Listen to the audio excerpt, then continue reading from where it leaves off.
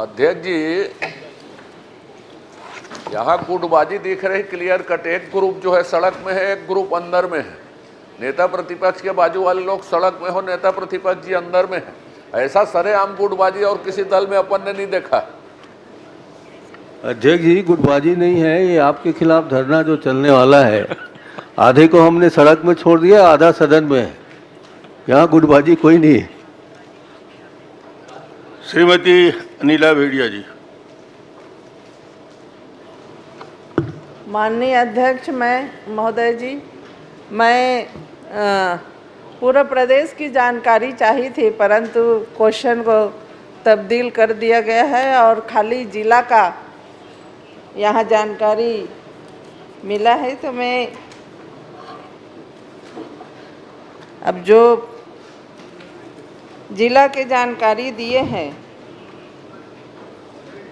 उसमें भी जो 106 कुल जो महिला, बच्चों और बालकों की गुमशुदगी में 106 प्रकरण अभी भी लंबित है। तो वो कब के प्रकरण है और अभी तक इसमें क्या कार्रवाई किया गया? माननीय अध्यक्ष महोदय, प्रश्न का समय ही 2022, 23, 24 और अभी जुलाई 2024 में 30 जून तक ऐसा पूछा गया था। माननीय सदस्य महोदया ने पूरे प्रदेश के सभी थानों के लिए पूछा था। प्रश्न बहुत अच्छा है और इस पर जानकारी भी संधारित निसंदेह है। संकलन में परेशानी हुई और इसलिए ज़िले की जानकारी दी गई, परंतु माननीय सदस्य महोदय को मैंने पूरे प्रदेश की इस कालखंड की भी जानकारी, वर्ष की जानकारी दी। उसमें थानेवार जानकारी देना मान लें शेष है। अभी इसमें 106 ऐसे प्रकरण हैं जिसमें पता नहीं चल पाया है महिलाओं का। 106 महिलाएं भी लापता हैं। तो ये प्रारंभ से लेकर के इस पूरे कालखंड की 2022 में, 2023 में और इस समय 2024 में, तो 2024 तक के कुल ये स्थिति है जिसमें 33 अभी इस समय की हैं और शेष पुराने समय की हैं। खैर कभी की हो उसमें खोजबीन आवश्यक है। इसके लिए अपनी प्रक्रियाएं हैं, बच्चों के लिए अलग हैं, महिलाओं के लिए अलग हैं। उन सारी प्रक्रियाओं पर पुलिस अनवरत काम करती है। इसमें जो प्रकरण हैं उन प्रकरणों की स्पेसिफिक जानकारी अगर आप चाहें कि कौन से प्रकरण कब के हैं तो वो मैं आपको ज़रूर उपलब्ध करा देता हूँ। माननीय अध्यक्ष महोदय, मैं तो सभी जानकारी बहुत ज़रूरी है, मैं तो सभी की जानकारी चाह रही थी, पर आप इसमें क्या कार्यवाही किए हैं और क्यों इतना विलंब हो रहा है, माननीय मंत्री महोदय से मैं जानना चाहती हूँ। विलंब मतलब प्रारंभिक तौर पर आप देखेंगे तो 716 महिलाएं लापता हुई थीं, जिसमें 610 महिलाएं उनको वापस खोजा गया है। ऐसे ही बच्चों की स्थिति में 164 बच्चे नाबालिग वो गायब हुए थे, जिसमें से 151 को खोजा गया है, वो 92% है। महिलाओं की जो प्राप्त हुई हैं, जो मिली हैं, वो 85% है। इसके बाद इसमें प्रेस में विज्ञप्ति देना, अगर बच्चे हैं तो ट्रैक द मिसिंग चाइल्ड ऐसा वेबसाइट है, उस पर करना। राज्य स्तर पर और जिला स्तर पर एंटी ह्यूमन ट्रैफिकिंग यूनिट ये बताना, इस पर काम करना। इन सारी प्रक्रियाओं के माध्यम से ऑपरेशन मुस्कान सुप्रीम कोर्ट के ऑर्डर से जो प्रारंभ हुआ है, उस ऑपरेशन मुस्कान के थ्रू भी बच्चों के साल में 2 बार विशेष अभियान चलाकर भी उनकी प्राप्ति की कोशिश करते हैं और इसकी अपनी पुनर्वास योजनाएं हैं। तो इन सारे माध्यमों से महिलाएं या बच्चे जो भी लापता हैं उनकी खोज लगातार। माननीय अध्यक्ष महोदय, मैं तो बस यही जानकारी चाहिए थी कि ये विलम्ब क्यों हो रहा है, क्योंकि आपके इतने साइबर सेल है, आपके महिला सेल है, आपके पूरे आप कह रहे हैं कि प्रचार प्रसार भी करा रहे हैं, उसके बाद भी इतने पूरे प्रदेश में ये अपराध बढ़ते जा रहा है। चाहे बच्चों की बात हो, चाहे महिलाओं की बात हो, तो इसमें आपने जैसे कई बार ये भी सुनने को मिला है कि कई दलालों के माध्यम से या कई ठेकेदारों के माध्यम से बच्चों और महिलाओं को बाहर के राज्य में भेजे गए हैं। तो आप ये बता दीजिए कि ऐसे दलालों और ठेकेदारों के ऊपर आपने क्या कार्रवाई की और कितने लोगों के ऊपर कार्रवाई की? जिनके माध्यम से इस तरीके के ह्यूमन ट्रैफिकिंग का विषय आता है, उसके कार्यवाही की अपनी प्रक्रिया है, उसका एसओपी भी जारी है, उसके आधार पर कार्रवाई होती है। अभी आप मुझे संख्यात्मक कहेंगे कि अभी अपने कितनी कार्रवाई की, तो ये बताना पाना अभी तुरंत में मुश्किल है। मैं आपको ज़रूर इसकी जानकारी उपलब्ध कराऊंगा। नहीं सर, जब क्वेश्चन लगता है तो ऐसा आपके अधिकारी लोग को तैयारी करना चाहिए, और आप बोल रहे हैं यहाँ बताना अभी संभव नहीं है, तो कम से कम आप प्रदेश का नहीं बता पा रहे हैं तो जिला का ही बता देते कि ऐसा हमारे जिला में कोई सक्रिय है क्या, ऐसे दलाल या ठेकेदार जो बाहर के प्रदेशों में लेके लड़कों को, लड़कियों को, महिलाओं को इस तरह के कृत्य कर रहे हैं। इसके बारे में आप जानकारी दीजिए। जो बाहर ले जाने वाली संस्थाएं हैं उनके लिए एक प्रक्रिया है जिसके अंतर्गत वो एसडीएम के माध्यम से पंजीकृत संस्थाएं ही अपने कॉशन मनी जमा करके ही ले जाती हैं। अन्य जो भी लोग हैं अगर ऐसा करते हैं तो वो गुनहगार हैं, वो ऐसा नहीं कर सकते। इन प्रक्रियाओं में जो कार्यवाही हुई है उससे मैं निसंदेह आपको अवगत कराऊंगा। आखिरी प्रश्न करिए एक और। बहुत माननीय अध्यक्ष महोदय, अभी तक ऐसा जिला में कोई कार्रवाई नहीं हो रहे हैं, आपके अधिकारी निष्क्रिय हैं और कानून व्यवस्था लचर होते जा रही है। इससे बहुत ध्यान देने की आवश्यकता है। माननीय अध्यक्ष महोदय, मैं मंत्री महोदय से यही चाहूँगी कि पूरे जिला में हो या प्रदेश में हो, इस तरह के दलाल और ठेकेदार सक्रिय हैं, उनके ऊपर कार्रवाई हो। ये मैं आपके माध्यम से माननीय मंत्री महोदय से कहना चाहूँगी। जी जी, माननीय अध्यक्ष महोदय, काफी गंभीर विषय है, चिंता कर लेंगे आप। जी माननीय रोहित जी, रोहित साहू। माननीय अध्यक्ष महोदय, मेरा प्रश्न पंचायत एवं ग्रामीण विकास का है।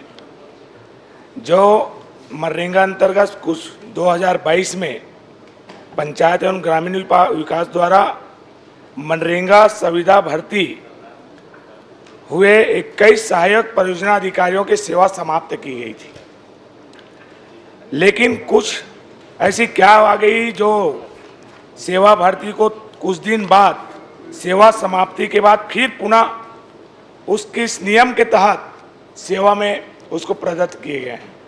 मैं जानना चाहूँगा माननीय अध्यक्ष महोदय। माननीय अध्यक्ष महोदय, इस विषय पर पूर्व में भी उनको पूरी लिखित जानकारी माननीय सदस्य को दी गई है कि 2 जून 2022 को हड़तालरत कर्मचारी जिन्होंने नियमितीकरण की मांग को लेकर के तत्कालीन राज्य सरकार के विरुद्ध में हड़ताल किया था, उनको बर्खास्त किया गया था। चूँकि ये संविदा कर्मी थे और इनके स्थान पर जो नियमित सहायक परियोजना अधिकारी थे उनकी नियुक्ति उनको अतिरिक्त प्रभार दे दिया गया था। उसके पश्चात 15 जुलाई 2022 को तत्कालीन मुख्यमंत्री जी के आदेश से इस प्रत्याशा में कि कैबिनेट में इसको समर्थन मिल जाएगा, उनको 15 जुलाई 2022 को पुनः नियुक्ति दी गई। मतलब पुराना जो माननीय अध्यक्ष जी, निरस्तीकरण का सदस्य ने खाली पूछा है, ये बहुत भाषण देता है। इनको पुलिस कोई कंट्रोल में नहीं है। जब से ये पुलिस का प्रश्न नहीं है, मंत्री बना है, ये पुलिस वाला नहीं है। अरे भैया, पुलिस के ये पंचायत वाला है। जब से गृह मंत्री बना है तो जिला में इतना घटना होता है और कई प्रदेश 5 साल जिले की हाल करके रखे। माननीय अध्यक्ष महोदय, कवासी जी, की घटनाएं आपको पहले प्रश्न में हस्तक्षेप करना था, अभी दूसरा प्रश्न आ गया है, पुलिस से हट के पंचायत में आ गया है, इसलिए आप बाद में कभी हस्तक्षेप करना। चलिए, तो इसमें 15 जुलाई को माननीय तत्कालीन मुख्यमंत्री जी के माध्यम से आदेश जारी किया गया और 22 जुलाई को कैबिनेट में उस आदेश का अनुमोदन हुआ, जिसमें ये कहा गया था कि जो उनको निकालने के जो आदेश हैं उसको समाप्त किया जाता है। अतः उनकी पुनः नियुक्ति 15 जुलाई के बाद से हो गई थी और इसमें इनको पुनः अब हटाने की कोई बात नहीं है, क्योंकि ये कैबिनेट के माध्यम से इनकी उस आदेश को समाप्त किया गया था। आपको प्रश्न यही था क्यों रोहित जी? आपको प्रश्न था पुनः नियुक्ति दे दी गई है, ये जी। मंत्री जी का जवाब है। और कुछ पूछना है? माननीय अध्यक्ष महोदय, इसमें माननीय तत्कालीन पंचायत मंत्री इसी कार्य को लेकर माननीय मुख्यमंत्री जी को, तत्कालीन मुख्यमंत्री को पत्र लिखा था और ये अपर सचिव के द्वारा एक आदेश भी हुआ है कि ऐसा कोई नियम का प्रावधान नहीं है। और इसमें माननीय तत्कालीन पंचायत मंत्री जी साफ शब्द में दिए हैं इसमें माननीय मुख्यमंत्री जी को कि उसी पद पर पुनः रखा जाना सर्वथा अनुचित है और भविष्य में और कोई भी घटना घट सकती है। कर्मचारी जो जनहित तथा राष्ट्र हित में विपरीत कार्य कर रहे थे उनकी पुनः नियुक्ति अनुचित है, लेकिन इन सबके बावजूद इनको पुनः पदस्थापना मेरे बगैर अनुमोदन के, तत्कालीन पंचायत मंत्री के बगैर अनुमोदन के कर दी गई है, जो मुझे अस्वीकार्य है बोले। और इस पद के नियुक्ति के बाद माननीय तत्कालीन मंत्री जी इस पद से इस्तीफा भी दिए हैं माननीय महोदय। और आयुक्त द्वारा, अपर सचिव द्वारा आदेश भी दिए हैं कि संविदा नियुक्ति की पुनः जो राष्ट्र हित में या देश हित में जो काम नहीं कर रहे उनको पुनः नियुक्ति किया जाना संभव नहीं है। माननीय महोदय, मैं निवेदन करना चाहूँगा कि ये पूरे प्रदेश का मामला है। प्रदेश के पूरे मनरेगा विभाग जो जिले में सहायक परियोजना अधिकारी के रूप में बैठते हैं, जिसकी नियुक्ति में न तो कोई निविदा हुई है। आप प्रश्न करिए ना, क्या जानना चाहते हैं, प्रश्न करिए मंत्री जी। मैं माननीय महोदय इसमें पुनः इन सभी 21 जो सहायक परियोजना अधिकारी के ऊपर जांच करा के कार्रवाई है, उसको पद से नियुक्त जो हुआ है चलिए बता दीजिए, निरस्त किया जाए, यही मांग कर रहा हूँ। आपका आ गया प्रश्न, बता देंगे। ये पुराने माननीय अध्यक्ष महोदय, पुराने पंचायत मंत्री जी और पुराने मुख्यमंत्री जी के संदर्भ में बात है और पुराने मुख्यमंत्री जी ने एक विशेष आदेश करके और नहीं भैया, ये आपका भी आदेश है जो इसको आपने किया है 15 जुलाई को और फिर 22 जुलाई को कैबिनेट ने, आपने प्रत्याशा में किया और फिर कैबिनेट ने इसका अनुमोदन भी कर दिया। तो दोनों ही बातें हैं जिसमें उसको उस समय 21 जो सहायक परियोजना अधिकारी थे उनको हटाने की उस आदेश को निरस्त कर दिया गया और इसके लिए उनको पुनः नियुक्ति दे दी गई है। उन लोगों ने उस समय हड़ताल किया था, चूँकि पुरानी जो सरकार थी उसने घोषणा की थी कि नियमितीकरण करेंगे, नियमितीकरण नहीं हो पा रहा था, इसलिए उनका हड़ताल था। और अब पुनः ऐसा किया जाना कि उनको फिर से उस नौकरी से हटा देना, ये अनुचित होगा, अतः इनकी नौकरी बरकरार रहेगी। चलिए, श्रीमती सविता मनोज मंडावी जी। सावित्री। माननीय अध्यक्ष महोदय, मेरा प्रश्न था पुलिस विभाग में जो नक्सल प्रभावित क्षेत्र में पदस्थ जितने भी कर्मचारी हैं इनकी पदस्थापना के संबंध में था। तो मंत्री जी का जवाब आया है कि इनकी पदस्थापना जो है कम से कम 3 वर्ष या 54 वर्ष से वायु तक पहले पूर्ण हो। चूँकि अध्यक्ष महोदय, ये हमारा बस्तर संभाग जो कि नक्सल प्रभावित क्षेत्र है, जिसमें पुलिस विभाग अंतर्गत जो है आरक्षक संवर्ग और अधिकारी संवर्ग के तक पदस्थ जितने भी कर्मचारी और अधिकारी जो कि विगत 10 वर्ष हो गए हैं या उससे अधिक भी समय हो गया है पदस्थापना में, इनकी पदस्थापना जो है मैदानी इलाके में कब तक होगी? और जिससे ये क्या है, लंबे समय से पदस्थ अधिकारी जो है कर्मचारी मानसिक अवसाद के कारण जो है ग्रसित होकर आत्मघाती कदम उठा लेते हैं, जिनसे उनका परिवार बिखर जाता है। तो मैदानी इलाके में जो है पदस्थापना होने से उनकी पारिवारिक परेशानी जो है दूर होगी। तो कृपया शासन के जो मापदंड के अनुरूप जो है उनका स्थानांतरण नीति का परिपालन कब तक होगा, समय अवधि थोड़ा सा बताएंगे गृह मंत्री?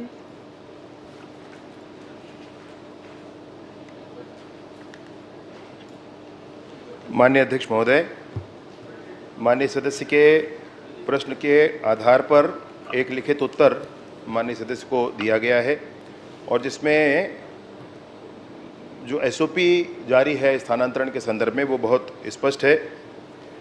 उसमें उप निरीक्षक स्तर के अधिकारियों कर्मचारियों के स्थानांतरण के लिए जब उनकी पदोन्नति होती है या प्रथम नियुक्ति होती है तो 3 वर्ष या 54 साल की उम्र, इस दोनों में से जो लागू हुआ उस आधार पर उनको वहाँ नियुक्ति दी जाती है।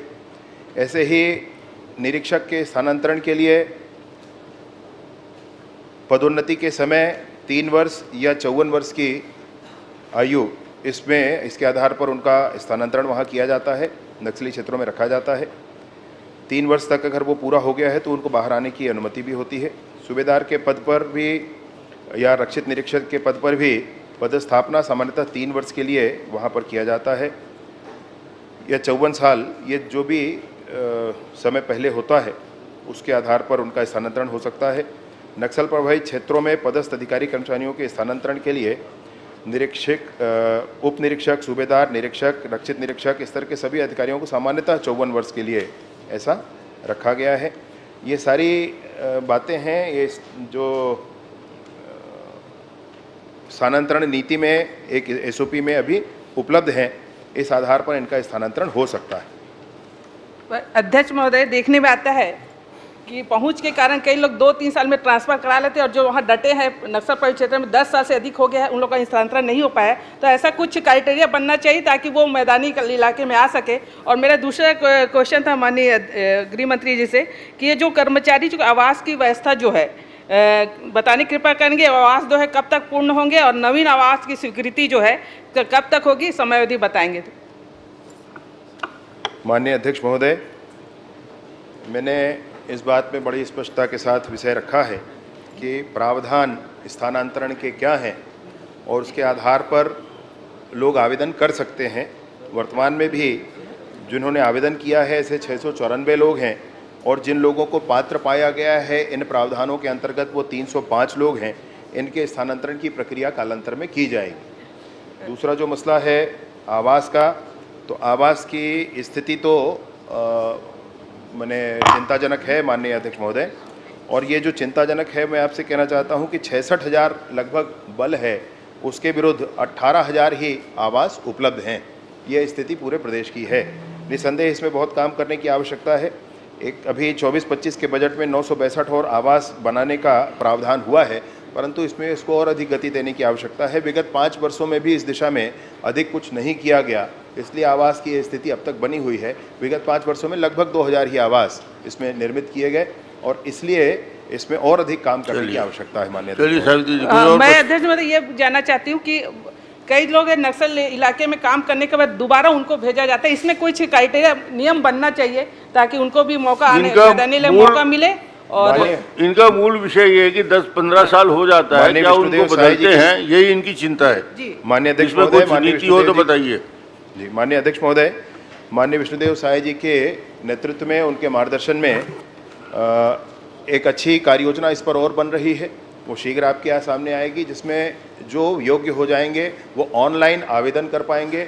किसी नेता या किसी अधिकारी के दरवाजे जाकर खड़े होने की आवश्यकता नहीं होगी और उनका स्थानांतरण आदेश उनके घर पहुंच जाएगा। ये व्यवस्था की जा रही है। चलिए महोदय, जैसे माननीय सदस्य जी ने पूछा, माननीय मंत्री जी ने उत्तर दिया कि 3 वर्ष क्राइटेरिया बताया गया है, लेकिन मैं बीजापुर जिले की बात कर रहा हूँ। वहाँ 20-20 साल 22-22 साल से वहाँ पे पुलिस के जवान पदस्थ हैं, आज तक उनका स्थानांतरण नहीं हुआ है। और जो अब बहुत ज़्यादा उसमें रहते हैं, बेचारे टेंशन में रहते हैं, कम से कम जो वो ऐसे क्षेत्रों में थोड़ा ज़्यादा प्राथमिकता के साथ में उन जवानों को समय पे कैसे बाहर निकाला जाए, इससे कार्य योजना पर थोड़ा विशेष ध्यान देने की जरूरत है। नहीं, मंत्री जी बताए ना, नीति बना रहे हैं, उसका क्रियान्वयन करेंगे, बता दीजिए। माननीय अध्यक्ष महोदय, जो 10-10, 20-20 साल अपन कहते हैं उसमें कुछ एक ध्यान देने की आवश्यकता है। जैसे आरक्षक हैं तो वो 10 साल तो रहेंगे ही, क्योंकि आरक्षक तो जिले का बल होता है और जिला बल है तो उनको जिला में रहना है। एक जिले में अपना नौकरी लगाकर दूसरे जिले में स्थानांतरण ये नहीं होना चाहिए और होता भी नहीं है, कानून भी नहीं है। तो 10 साल तो उनका कानूनी है, उनको 10 साल वहाँ रहना ही है, उसके बाद उनके स्थानांतरण की स्थिति बनती है। और दूसरा ये है कि जिनका इतना समय हो गया उनको तुरंत स्थानांतरित कर दिया जाए, ऐसी कोई बात है नहीं। जिनकी इच्छा है वहाँ और रह सकते हैं, वहाँ पर एक्स्ट्रा बेनिफिट्स हैं उनके, तो वो रह सकते हैं वहाँ पर। सुदूर सघन नक्सल क्षेत्रों में है तो 50% अधिक उनको अपने मूल राशि का मिलता है, तो रहना चाहते हैं कुछ लोग। फिर भी जिन्होंने आवश्यकता समझी है, ऐसे 694 लोगों ने आवेदन किया है, उसमें से 305 पात्र हैं, इस पर कार्यवाही की जाएगी। भैयालाल रजवाड़े जी।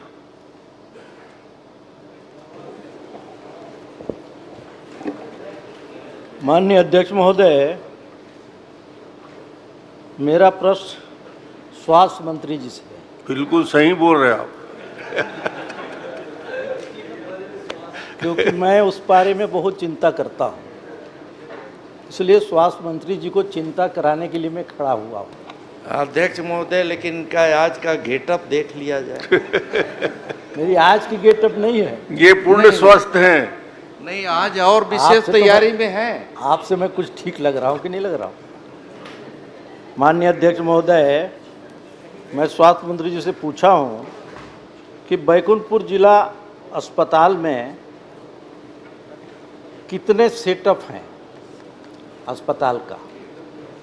गेटअप के बाद सेटअप होता है ना, इसलिए पूछा हूँ मैं कितने सेटअप हैं, क्या यदि हाँ तो कौन कौन से पद भरे हैं, कौन रिक्त हैं, उनकी क्षमता कितनी है, तथा वर्तमान में और किन किन पदों के स्टाफ की आवश्यकता है।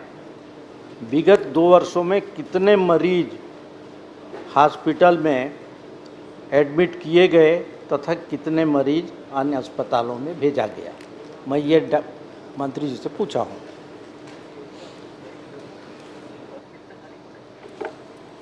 माननीय अध्यक्ष महोदय, आज मेरे लिए विशेष पल है और बड़े भावुक पल हैं कि जिन्होंने मुझे एक अभिभावक की तरह एक पंचायत से लेकर यहाँ पहुँचाया और एक से व्यक्ति मेरे से प्रश्न पूछ रहे हैं, तो मैं अपने आप को बड़ा गौरवान्वित महसूस कर रहा हूँ। इसलिए ठीक जवाब देना।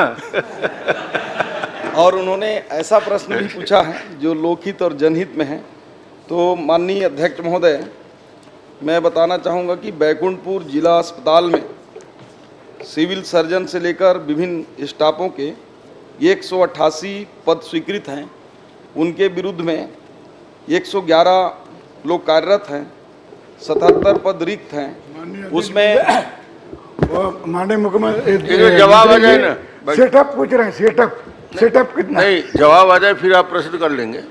तो 77 पद जो रिक्त हैं माननीय अध्यक्ष महोदय, उसमें 98 पद हम जीवनदीप समिति, DMF और NHM से भर लिए हैं, लेकिन उनकी चिंता जायज़ है। हमारे पास जो विशेषज्ञ डॉक्टर हैं उसमें 6 पद रिक्त हैं और चिकित्सा अधिकारी 9 पद रिक्त हैं, जिसकी उन्होंने शायद उसी के लिए उन्होंने चिंता किया होगा।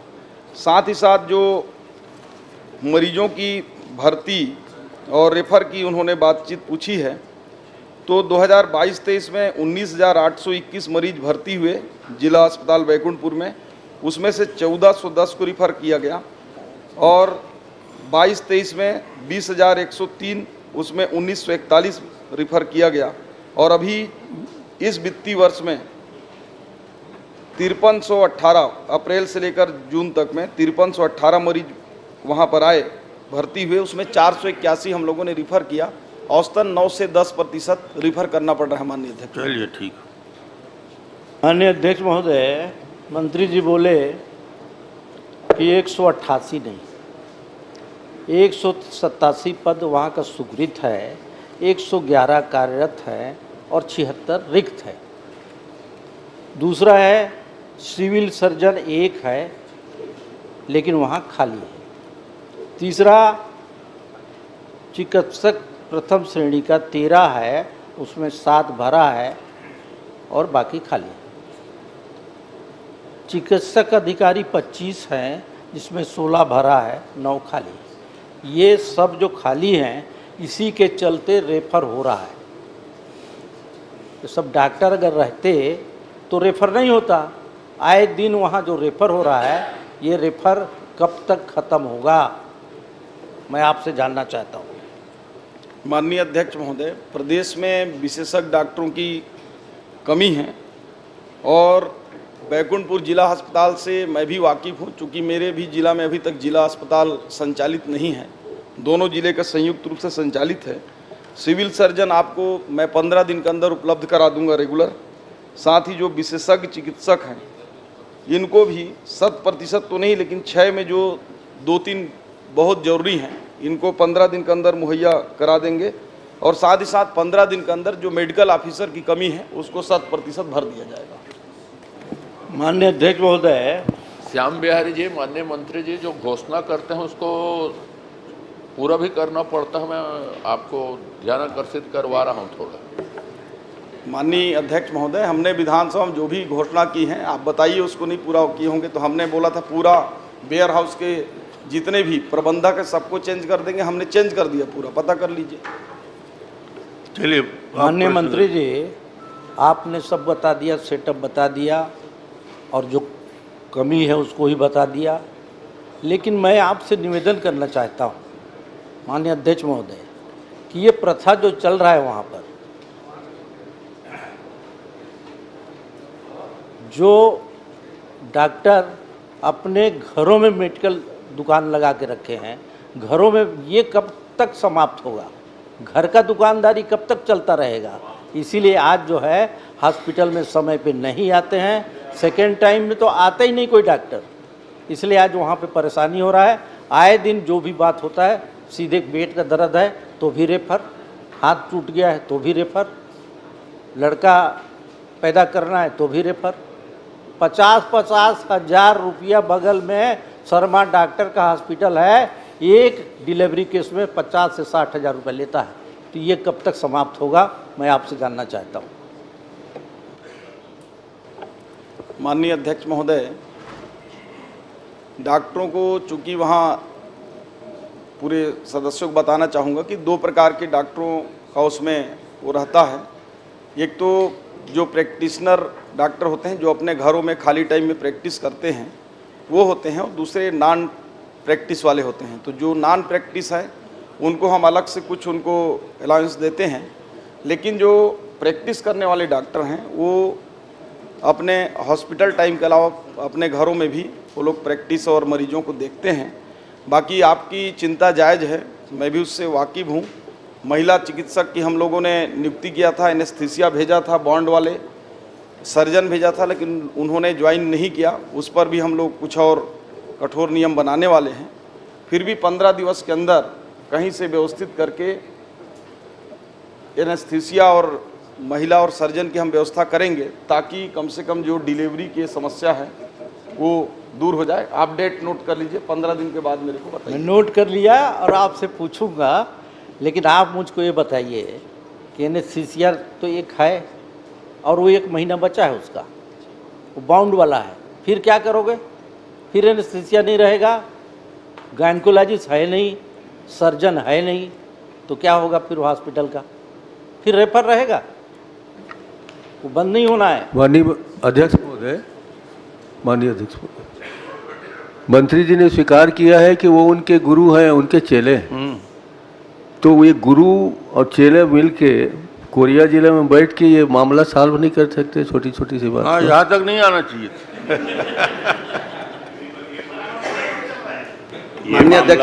ये मामला पूरे प्रदेश में ही ऐसी स्थिति है।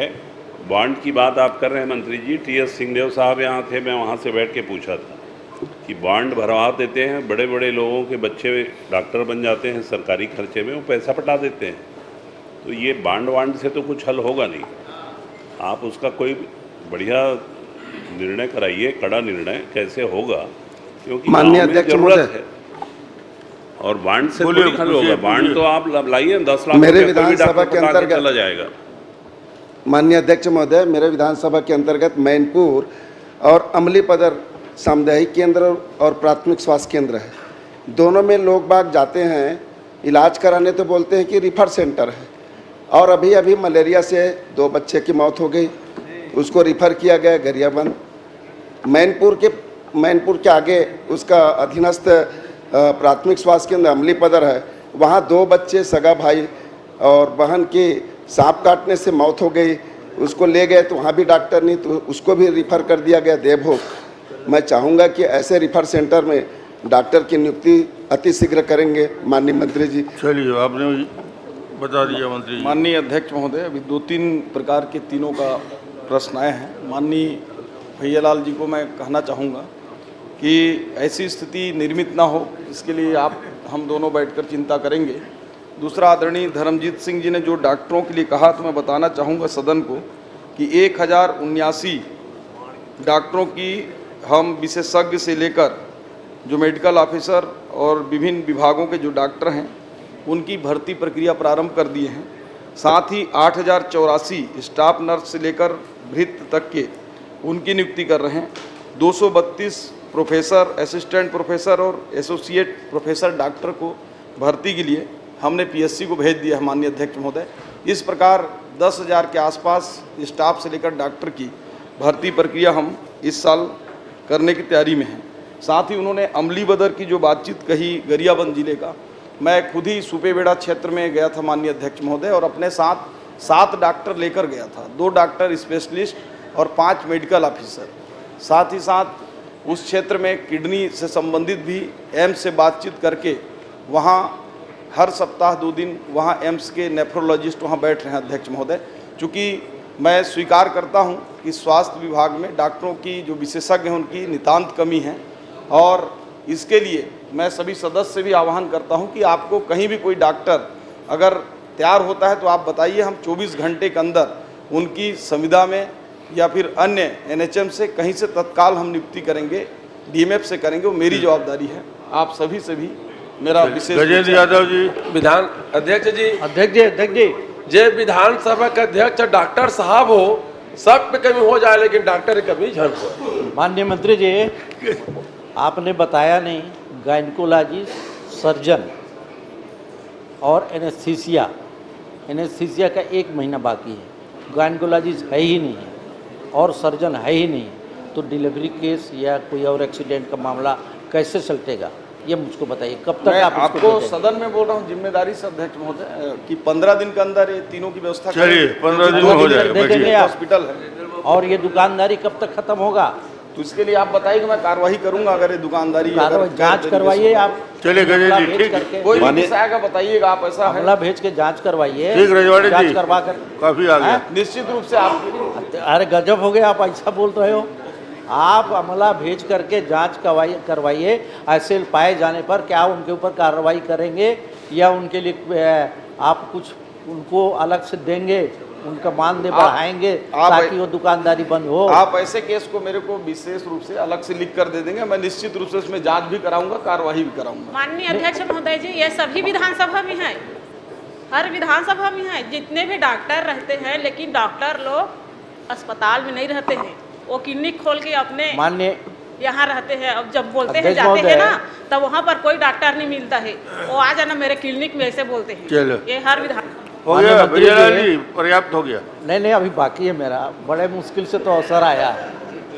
माननीय अध्यक्ष महोदय, चीले को ठीक से तैयार नहीं किए हो क्या? कहा हूँ मैं कि हमारे क्षेत्र में आजकल छोटे छोटे बच्चों का हार्ट अटैक हो रहा है, कैंसर इतना ज़्यादा हो रहा है। मैं कहा कि कम से कम आप दिल्ली से या कहीं से उनके लिए विशेष डॉक्टर बुला करके उधर परीक्षण करवाइए, ताकि ये बीमारी क्यों फैल रहा है, इसके लिए क्या व्यवस्था कुछ करेंगे क्या? यार रसना गुरु अगर अंगूठा तो लिख आए निश्चित रूप से हमारे यहाँ कैंसर के लिए भारत के प्रमुख हॉस्पिटलों में से एक हमारा मेकाहारा में कैंसर संस्थान है और हम लोग अभी कुछ मशीनों को देख रहे हैं जो स्थानीय स्तर पर भी जो जिला हॉस्पिटलों में परीक्षण कर सकें। ऐसे कैंसर की जांच करने के लिए जिला हॉस्पिटल में भी हम प्लान कर रहे हैं, तो अगर उस प्लान के तहत अपने बैकुंठपुर में भी हम लोग करेंगे। और आप ठीक हो गया, बहुत हो गया। माननीय अध्यक्ष महोदय जी, हमारे यहाँ डायलिसिस का जो मशीन है 4, वो डायलिसिस का मशीन नहीं चल रहा है, क्या कारण है? उसमें मैं पूछा डॉक्टर से तो बोलता इसका डीएमएफ से पेमेंट ही नहीं हो रहा है, इसलिए मशीन खराब पड़ा है। तो ये कब तक बन जाएगा और कब तक उनका पेमेंट हो जाएगा? और मेरा ठीक होने थोड़ी चलेगा, जनता का ठीक नहीं रहेगा तो कैसे चलेगा? माननीय अध्यक्ष महोदय, मैं 2 महीना पहले गया था जिला हॉस्पिटल में, तो वहाँ सभी मशीनें चल रही थी, परंतु माननीय सदस्य अगर कह रहे हैं कि नहीं चल रही है तो उसको शीघ्र करवाएंगे, क्योंकि वो जरूरी विषय है। और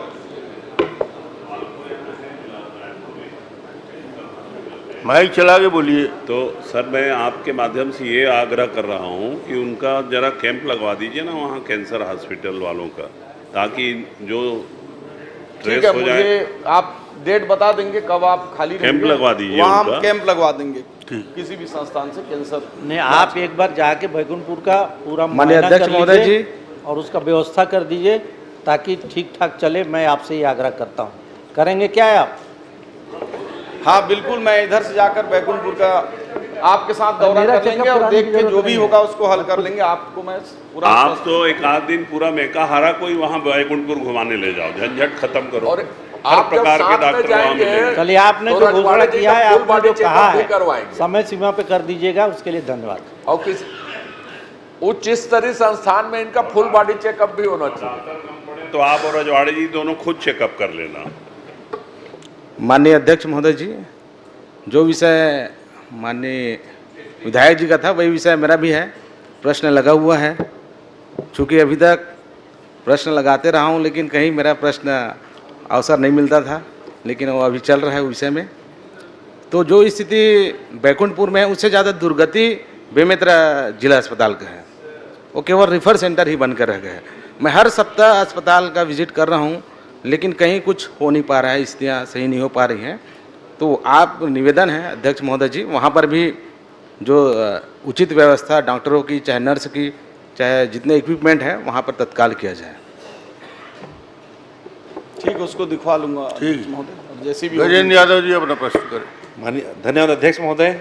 मैं माननीय लोक स्वास्थ्य मंत्री जी महोदय से यह बताने की कृपा करेंगे, दुर्ग जिला अस्पताल में पिछले 2 वर्षों में कितने प्रसव सर्जरी किए गए, वह कितने मरीज के टाँके खुलने की शिकायत पुनः भर्ती हुए हैं, इसके क्या कारण है तथा क्या कार्रवाई की गई है, मैं आपसे पूछना चाहता हूँ।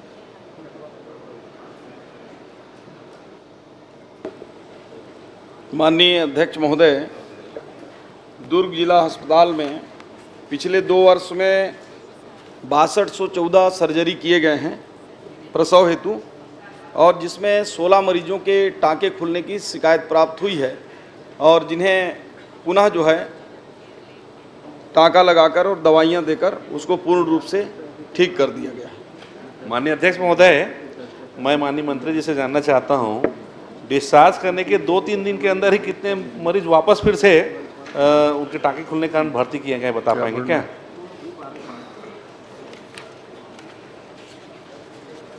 पिछले 2 सालों में माननीय अध्यक्ष महोदय 16 ऐसे प्रकरण आए थे और 16 प्रकरणों में 18/4/2022 से लेकर 31/8/2023 तक की स्थिति में 16 केस अलग अलग दिवस में आए थे और सभी को टाँका लगाकर ठीक कर दिया गया।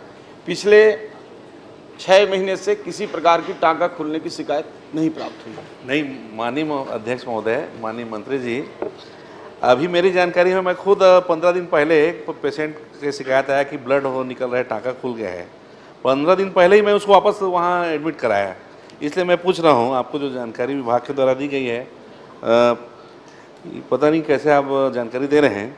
माननीय अध्यक्ष महोदय, मैं बताना चाहता हूँ, लगातार हमारे जिला अस्पताल में, चूँकि संभाग का बड़ा अस्पताल है और बहुत बड़ी संख्या में प्रसव करने महिलाएं आती हैं, ये लगातार ये देखा जाता है कि वहाँ पे टाँके खुलने की शिकायत 2-3 दिन के अंदर फिर से उनको वापस एडमिट किया जाता है और बार बार ब्लड निकलता है, टाँके से ब्लड निकलने की जो कमी है, क्या ये जो लापरवाही हो रहा है उसको अपन सुधारने की कोशिश करेंगे क्या?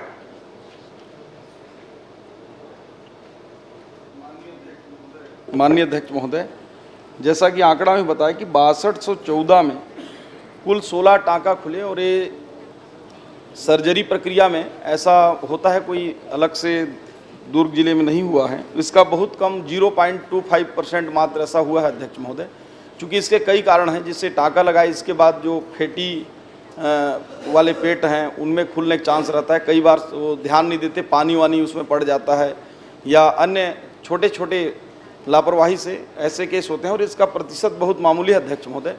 और पिछले जैसा मैंने बोला कि उसमें 6 महीने में आए नहीं है, परंतु सदस्य महोदय अगर कह रहे हैं तो उसकी भी हम चिंता कराएंगे कि ऐसी घटना कम ही कम हो और ये सामान्य प्रक्रिया है। ठीक। माननीय अध्यक्ष महोदय, इसमें मैं एक निवेदन कर रहा हूँ, ये जो समस्या आ रही है उसका एक बड़ा कारण है, जैसे माननीय पूर्व सदस्यों ने भी कहा, स्टाफ की समस्याएं लगभग हर जिला अस्पतालों में है। आपसे मैं निवेदन करता हूं कि पूर्व में आपके कार्यकाल में जीवन दीप समिति से 10 रुपये लिया जाता था। वो 10 रुपये बहुत छोटी राशि हुआ करती थी, लेकिन अध्यक्ष महोदय उस 10 रुपये से हम बहुत सारी व्यवस्थाएं जिला अस्पताल को देते थे। मैं आपसे ये पूछना चाहता हूँ, मैं आग्रह करना चाहता हूँ क्या हुआ जीवन दीप समिति में के द्वारा जो 10 रुपये शुल्क लिया जाता था उसको वापस फिर से चालू करेंगे क्या? आपसे निवेदन है। देखिए, हमारी सरकार की जो नीति है आयुष्मान कार्ड योजना के तहत, उसमें पर्याप्त इंसेंटिव डॉक्टर्स को और हॉस्पिटल के लिए भी हमारे यहाँ उपलब्ध हो जाते हैं माननीय अध्यक्ष महोदय। इसलिए स्थानीय जीवन दीप के जो कमेटी है उसके ऊपर ये छोड़ा गया है। अगर वो चाहें तो प्रारंभ कर भी सकते हैं और ऐसी कोई बाध्यता नहीं है, और जहाँ नहीं चालू करना है वहाँ नहीं भी कर सकते हैं। वो स्थानीय जीवन दीप समिति के ऊपर वो निर्भर है। धन्यवाद माननीय मंत्री जी। ठीक मान जी। अध्यक्ष महोदय, मैं आपके गृह मंत्री जी की दाद देना चाहता हूं। उन्होंने बड़ी दिलेरी से स्वीकार किया है कि प्रदेश के इन 6 महीनों में 273 नक्सली घटनाएं हुई हैं। मतलब 6 महीने में शायद 182, 83, 84 दिन होता होगा, और उस बीच आपने 273 नक्सली घटनाएं बताई हैं। नक्सली घटनाओं में नक्सली पुलिस मुठभेड़ की 92 घटनाएं शामिल हैं, और इन घटनाओं में 19 जवान शहीद हुए हैं, 88 मरे हैं, ये घायल हैं जिनका इलाज चल रहा है, और 34 आम नागरिकों की हत्या की गई है। अध्यक्ष महोदय, मैं सबसे पहले तो ये पूछना चाहता हूँ, जो 34 आम नागरिकों की हत्या करना बताया गया है, वो हत्या किस प्रकार से हुई है? क्या गोली से हत्या मरे हैं, या गला काट के उनकी हत्या की गई है, या किसी अन्य प्रकार से 34 आम नागरिक की मृत्यु हुई है? ये बताने कैसे करें? माननीय अध्यक्ष महोदय, माननीय नेता प्रतिपक्ष जी, उनकी बातें मैंने गुगली बॉल जाए टाइप कर रहती हैं, तो मैं प्रारंभ से ही उसमें ज़्यादा चिंतित था और सोच रहा था, परंतु ये विषय ध्यान में आया कि इन सारी बातों को बहुत स्पष्टता के साथ सबके बीच सदन में रखा जाए। इसमें कोई संशय नहीं है कि जो घटनाएं हुई हैं और जो मुठभेड़ हुई हैं उनकी संख्या 273 है, और 92 घटनाएं ऐसी शामिल हैं जिसमें सुरक्षा बलों के बीच और नक्सलियों के बीच मुठभेड़ हुई है। इसमें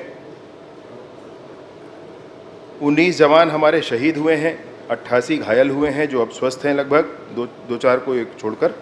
माओवादियों के द्वारा 34 लोगों की हत्या की गई। मैं इस 34 का भी विषय माननीय नेता प्रतिपक्ष जी ने कहा तो मैं रखता हूं माननीय अध्यक्ष महोदय। इसमें 4 ऐसे हैं जिनको जन अदालत लगा करके नक्सलियों ने मार डाला। इसमें आईडी के ब्लास्ट से मरने वाले आईडी नक्सलियों ने बिछा रखे हैं। बस्तर के गांव के विकास के मार्ग पर नक्सलियों ने आईडी बिछा रखा है। अभी आईडी किसी को पहचानता नहीं है माननीय अध्यक्ष महोदय। सुरक्षा बलों को रोकने के लिए बिछाए हैं, आम नागरिक भी उसमें मारे जाते हैं, जानवर भी मारे जाते हैं, और मुझे तो ये लगता है कि कभी नक्सली भी उसमें मारे जाते हों। मुखबिरी के आरोप में 24 लोगों को मौत के घाट उतारा है नक्सलियों ने, और नक्सलियों की फायरिंग में एक मृत्यु हुई है। इस तरीके से 34 कुल आम नागरिक इसमें हताहत हुए हैं, जिसकी जानकारी माननीय नेता प्रतिपक्ष जी ने चाहिए। माननीय अध्यक्ष महोदय, मारे गए 137 नक्सलियों तथा गिरफ्तार किए गए 401 नक्सलियों में से कितने कितने नक्सली इनामी नक्सली थे, कितने बाहरी थे और कितने छत्तीसगढ़ के थे? Pointed question. माननीय अध्यक्ष महोदय, इसकी पूरी जानकारी है, पदभार संख्या है, SZCM है जो स्टेट जोनल कमेटी मेंबर हैं, ऐसे 2 लोग हैं जिनके ऊपर 25 लाख का इनाम था। डिविजनल कमेटी मेंबर हैं, ऐसे 6 लोग हैं जिन पर 8 लाख का इनाम था। कंपनी सदस्य हैं, ऐसे 13 लोग हैं जिन पर 8 लाख का इनाम था। कंपनी डिप्टी कमांडर हैं, 1 है जिस पर 8 लाख का इनाम था। कंपनी स्नाइपर कमांडर है जिस पर 8 लाख का इनाम था, 1 है इसकी संख्या। स्मॉल एक्शन टीम कमांडर 1 है जिस पर 8 लाख का इनाम था। एरिया कमेटी सदस्य 22 हैं जिन पर 5-5 लाख के इनाम थे। LGS कमांडर है 1 जिस पर 5 लाख का इनाम था। प्लाटून सेक्शन कमांडर को कहते हैं जो 1 है, उन पर 3 लाख का इनाम था। सब जोनल एंटी सदस्य 1 है जिस पर 3 लाख का इनाम था। PPCM 13 हैं जिन पर 2 लाख का इनाम था। प्लाटून सदस्य 4 हैं जिन पर 2 लाख का इनाम था। कंपनी PM 5 हैं, प्रत्येक पर 2 लाख का इनाम था। LGS सदस्य 2 हैं जिन पर 1 लाख का इनाम था। ऐसी है कैटेगरी और है LOS करके, उन पर 3 हैं, उन पर 1 लाख का इनाम था। मिलिशिया कमांडर 8 हैं जिन पर 1 लाख का इनाम था। DSKM अध्यक्ष हैं जिन पर 1 लाख का इनाम था। CNM 1 है जिन पर 1 लाख का इनाम था और अन्य हैं जो 51 लोग हैं। इस तरीके से कुल 137 हैं जिन पर इनाम है और उनको वो इस पूरे अभियान के दौरान मारे गए। मैंने पूछा था इसमें बाहरी कितने थे और छत्तीसगढ़ के कितने थे? माननीय अध्यक्ष महोदय, बाहर और छत्तीसगढ़ के हिसाब से इसमें कैटेगराइजेशन नहीं है। मैं ये कैटेगराइजेशन करके और माननीय नेता प्रतिपक्ष जी को इसका जवाब दे दूंगा। चलिए, आपने अपने उत्तर में देखा होगा कि जितने भी हथियार जब्त हुए हैं उसमें भरमार बंदूक की संख्या भरमार है यानी ज़्यादा है। गिन के आप बता सकते हैं, लिखा होगा, जैसा कि आप गूगली को अच्छी खेलते हैं। मैं ये चाहता हूँ, आपने कभी भरमार बंदूक चलते हैं कि नहीं चलते या सिर्फ दिखावे के हैं, इसकी जांच कहीं कराई है?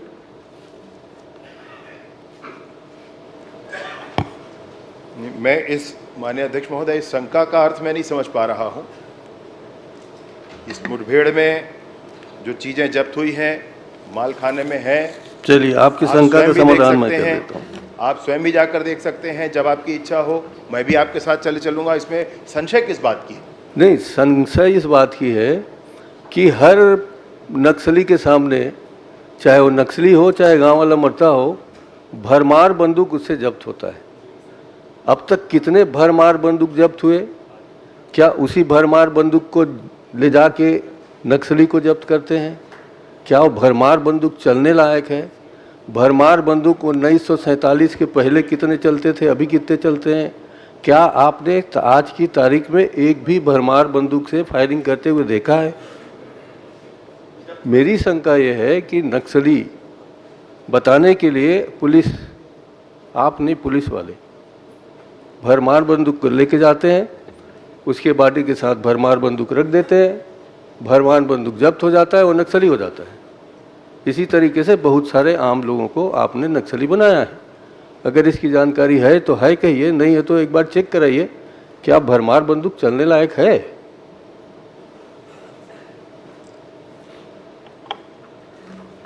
मतलब इस तरीके से माननीय अध्यक्ष महोदय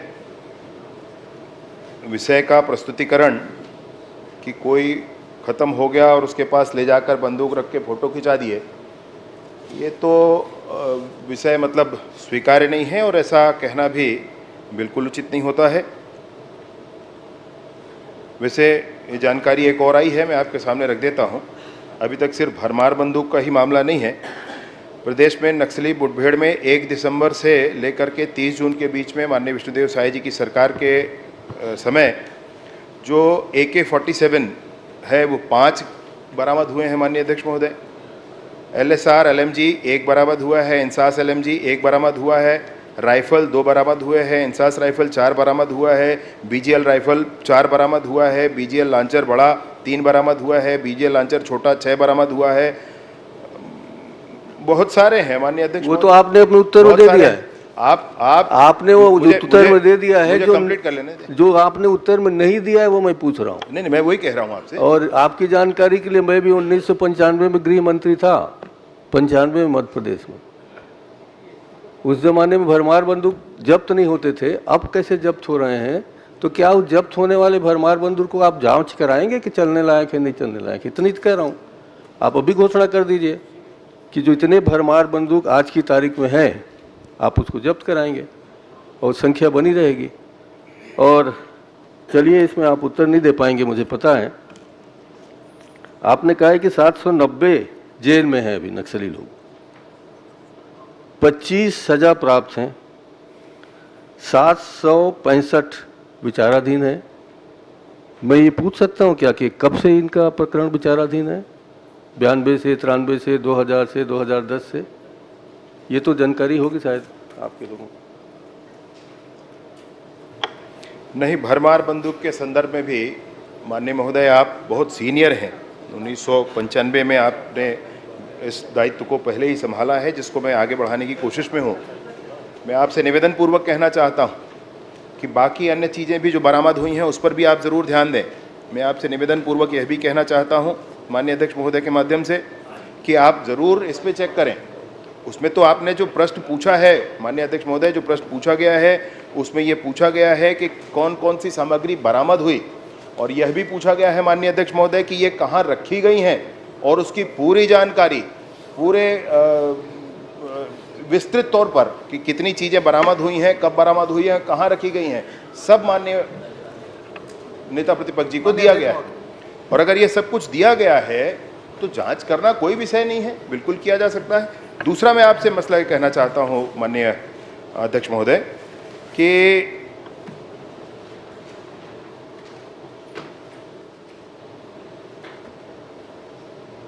जितनी भी घटनाएं हुई जिसमें लोग मारे गए उनके खिलाफ कोई एफआईआर है, उनके खिलाफ कोई प्रकरण है, ऐसा कोई नहीं है।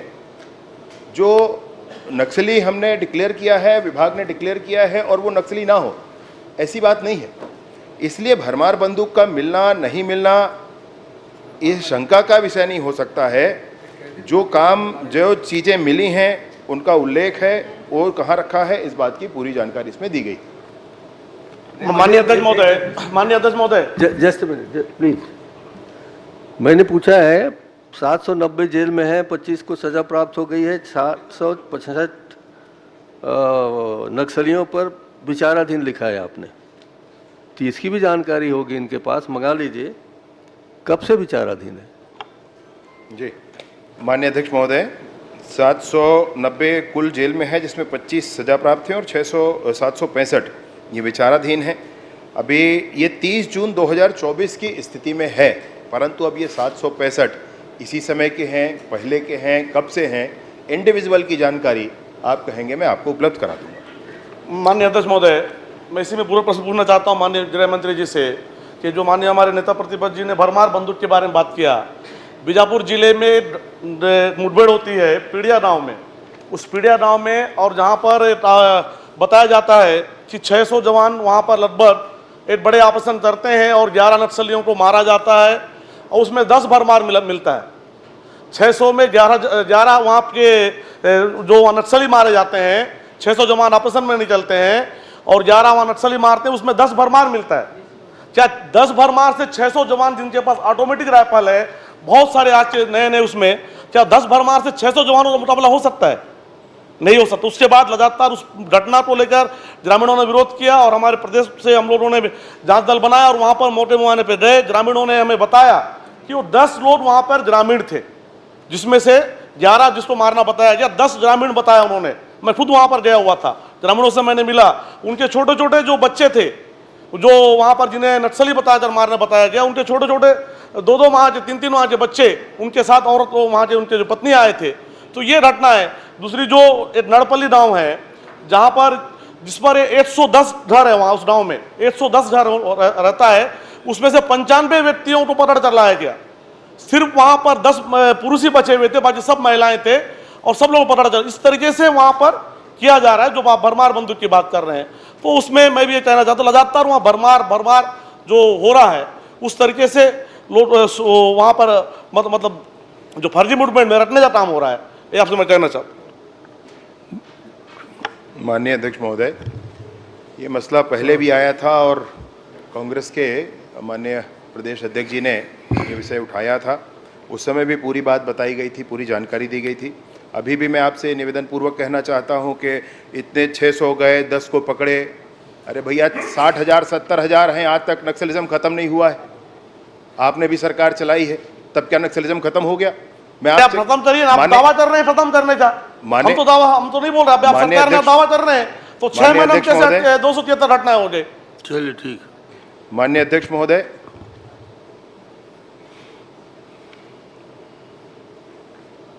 तो पीडिया का जो मसला था उसका मैं थोड़ा जानकारी आपको दे देता हूं। उस समय भी ये बात हुई थी और उस समय ये जानकारी दी गई थी। इसमें कुछ नाम है, नक्सली नाम, एक बुधू ओयाम हैं, 2021 में इन पर प्रकरण दर्ज था 307 आर्म्स एक्ट आदि आदि का, 2021 में था। अब 2021 में तो भाजपा की सरकार नहीं थी भाई, तो आपकी सरकार थी। कल्लू उर्फ छोटू ऐसा एक नाम है जिन पर 2022 में और 2024 में अलग अलग प्रकरण दर्ज हुए। अपहरण तथा अन्य 2022 में और 2024 में यूएपीए और 307 के प्रकरण दर्ज हुए। ऐसे ही लक्की कुंजाम हैं जिन पर 2022 में 302 का प्रकरण और 2023 में 307 का प्रकरण, ये सब दर्ज हुआ है। ये पूरी जानकारी है भाई, और ये पूरी जानकारी को पूरे सबके बीच में रखा गया है। उसके बावजूद भी जब कंप्लेंट किया आप लोगों ने, आपने कहा कि नहीं हुआ, तो एक मजिस्ट्रियल जांच की भी बात कही गई है, उसमें वो है, वो भी आ जाएगा, उसमें कोई संशय नहीं। मैं आपसे निवेदन पूर्वक ये बात कहना चाहता हूँ कि इसमें आप इस तरीके से मैंने आरोप लगा करके कम से कम सुरक्षा बलों के मनोबल को मत तोड़िए। इस तरीके से आरोप लगा करके आप इस तरीके। अध्यक्ष महोदय, मैंने बिल्कुल आरोप नहीं लगाया, मैंने उन्हें दाद दी है कि अच्छा काम कर रहे हैं।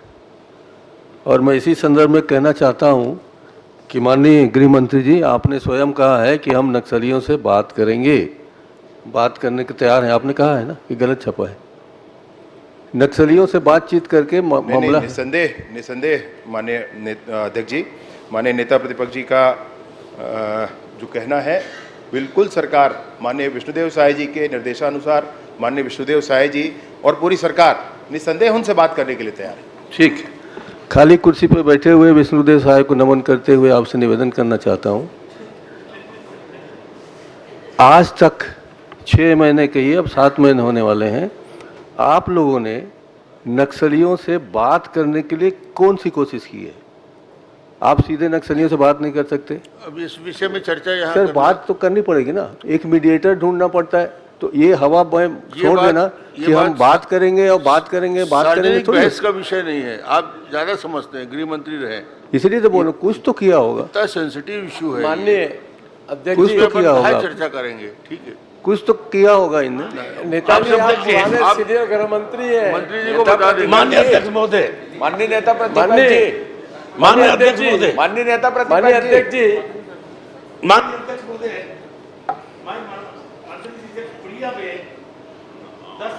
10 लोगों को मार के बरमाल जब्ती किए, वह अभी भी हड़ताल चल रहा है।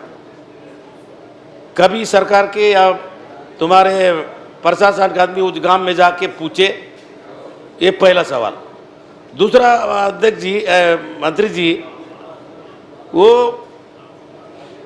जो प्रिया में कितना निर्दोष लोगों को गोली लगाए,